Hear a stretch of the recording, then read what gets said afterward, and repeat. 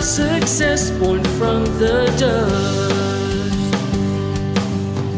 Great Ark Farm. Great morning mga kabaka. Arnel Corpus po mula po dito sa Great Ark Farm. Buwabati po sa inyo ng isang magandang araw. So ngayong araw mga kabaka ay gusto ko po mapag-usapan po natin yung patungkol po doon sa key factors for herd health management. Ito po ay kadugtong po ng ating kung paano po tayo magtagumpay sa ating cattle fattening project. Alam niyo po ang herd health po or yung kalusugan po ng ating mga baka, ito po ay very crucial po doon sa pag-maintain ng kanilang well-being at of course ito po ay may diretsong impact pagdating po sa productivity at saka profitability ng ating hanapbuhay. Ito po yung mga factors na dapat po nating i-consider at dito po ay ini-encourage ko po kayo na sumangguni po kayo sa inyong mga lokal na mga veterinarian kasi hindi po tayo veterinarian kaya sa amin ito ang sinishare lang po namin sa inyo ay base po sa aming experience pero wala pong makakapalit doon sa professional advice po ng mga veterinaryo kasi sila po ang nag-aaral dyan. Pero ngayong umaga po ay gusto lang po namin i-discuss yung mga factors na yan para po mapagkunan din po natin ng aral. Pero again, any po na mga issue po pagdating po sa veterinary medicine ay ini-encourage po namin kayo na sumangguni po sa inyong mga lokal na veterinarian. So ang una po na key factors po ng herd health management ay ang disease prevention and control. Number 1 nga po dyan yung vaccination program.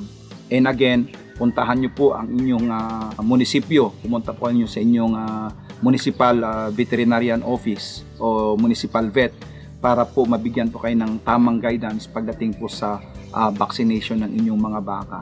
At ang pangalawa po dyan ay yung parasite control. So may kanya-kanya po tayong technique dyan. Pero kami po dito sa Great Ark Farm, ang amin lang po rito ay ang gamit po namin ay ivermectin. Yun po ang aming ginagamit at so far naman lahat po ng mga gusto naming makamit sa paggamit po ng parasite control na yan nakukuha naman po namin. Kaya kami po dito sa Great Ark ay pinipilit po namin na wag po masyadong complicated yung aming mga operations. Kaya lagi namin sinasabi pagdating po na aming mga baka rito, makita nyo po itong mga karamihan po ng mga baka namin dito by the way ay mga bagong dating po.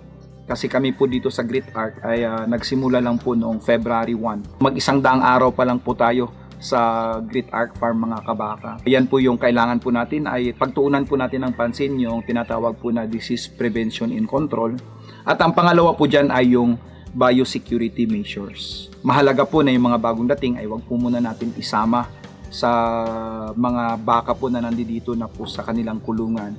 So kailangan po ay magkaroon po tayo ng quarantine area kung tawagin para kung sakali kung may dala po itong sakit ay maiwasan po natin na mahawaan po yung buong herd po natin. At of course ang sunod po dyan ay yung traffic control. So hanggat maaari, kaya marami po nag-PPM sa amin patungkol po sa pagbisita sa farm, tayo po ay hanggat maaari iniiwasan po natin na tuloy-tuloy po yung daloy ng bisita.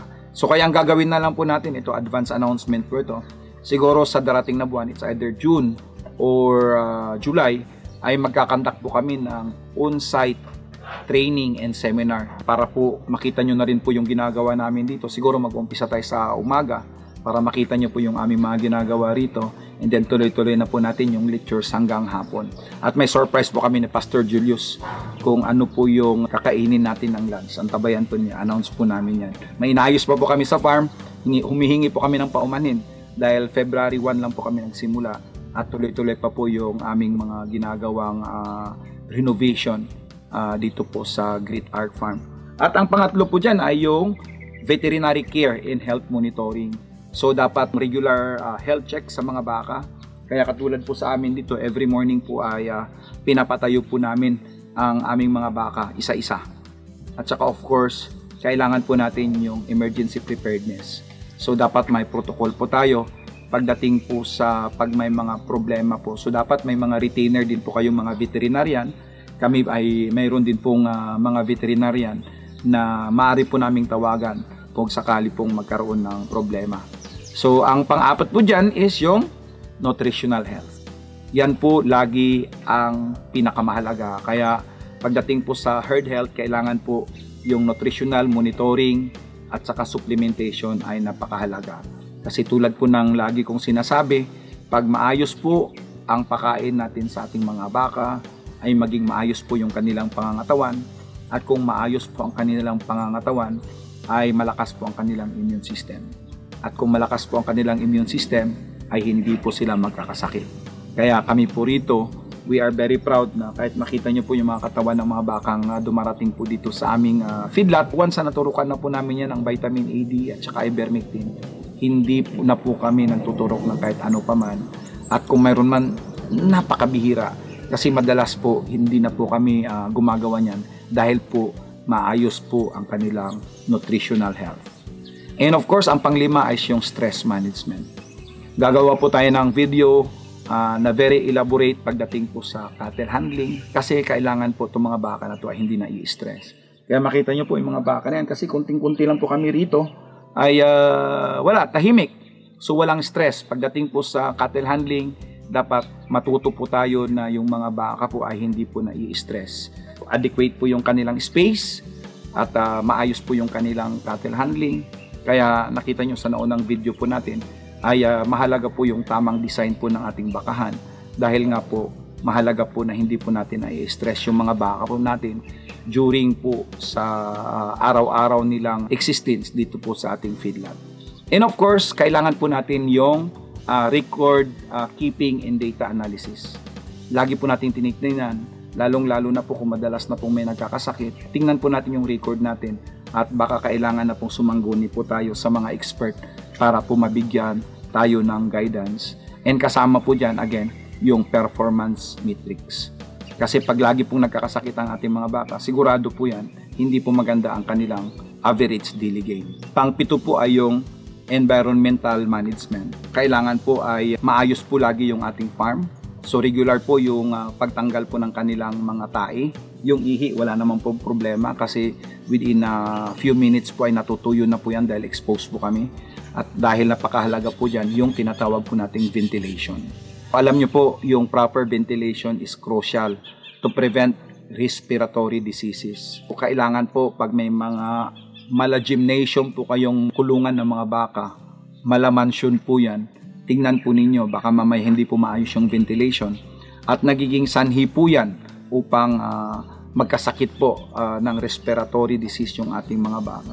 Kami po dito sa Great Ark Farm, dahil nga po ako personally, hindi ko po sinasabing tama ito sa pangkalahatan, pero ako personally, hindi po ko naniniwala na kailangan po ng baka ang bubong. Kasi simple lang po ang aking explanation dyan. Natural po ang mga baka na walang bahay. Hindi po ito katulad ng tao. Natural po sa kanila na walang bahay. Ang importante po dyan, merong 24 hours na tubig, tsaka merong 22 hours na pagkain. Yan po. So ang panghuli po ay yung tinatawag po nating employee training.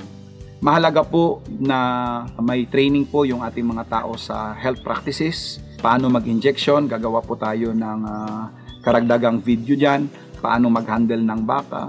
At saka of course, dapat po ay na-update po natin yung knowledge po ng ating mga tao. So, ulitin ko po ulit, yung 8 po na key factors for herd health management. Ang una po dyan ay disease prevention and control. Pangalawa po ay biosecurity measures. Pangatlo po ay ang veterinary care and health monitoring. Pang-apat po ay nutritional health. Pang-5 ay stress management. Pang-6 ay record keeping and data analysis. Pang-7 po ay environmental management. At ang pang-8 po ay ang employee training. So, sabi nga, by prioritizing the disease prevention, biosecurity, and overall animal welfare, feedlot operators can sustainably manage their herd with minimal losses due to health issues. So yan po, kaya kami po dito sa Great Ark Farm, kami po ay committed na maituro sa inyo lahat ito dahil gusto po namin na kayo din po ay mag-succeed sa inyong pagbabakahan at sa mga kapwa po nating OFW na gusto pong mag-reintegrate pabalik sa Pilipinas, tulad ko po na after 11 years po sa Australia ay umuwi na po dito sa Pilipinas at nagsimula pong magnegosyo, at para din po makatulong sa inyo, ma-share po namin sa inyo yung almost 30 years po na karanasan po natin sa pagbabaka, kasi wala po kaming ibang iniisip kundi maitulong po yung mga karanasan po namin. Hindi nyo po na po kailangang mag-tuition at lahat po yan ay handa po naming i-share sa inyo. No holds barred, no? Marami pong mas magagaling sa atin, marami pong mas asinso pa po sa atin, pero hindi po sila willing na i-share yung kanilang mga sikreto sa kanilang hanap buhay. Tayo po sa Great Arc Farm, willing po tayo dyan. Ang hingin lang po namin sa inyo ay patuloy nyo pong suportahan ang aming page sa YouTube at saka sa Facebook.